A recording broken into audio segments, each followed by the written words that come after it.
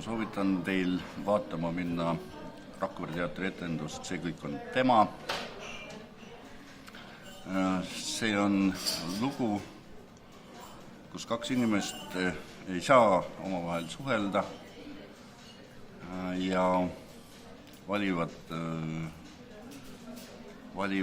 kumbki eraldi seda teadmata, et teine ka kasutab abivahendit suhtlemiseks.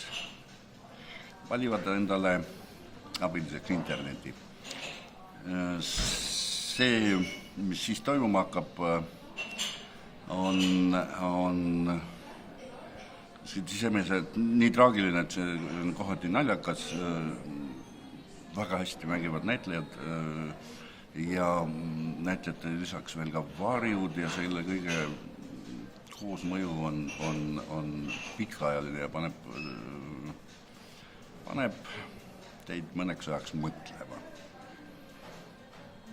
Võib-olla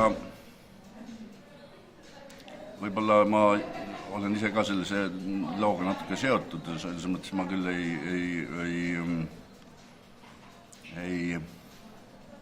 ei soovita seda mitte sellepärast, vaid sellepärast, et mõelge ka teise variandi peale, kui see lugu on lõppenud, te näete, millega see asi lõpeb, mis oleks võinud juhtuda hetk või mis tegelikult originaaltekstis ka juhtub ja mis lavastuses on teisiti, et kui juhtuks vastupidi sellele, milline see lõpp on. Mis juhtub, kui me omavahel suhelda ei saa? Minge, vaadake.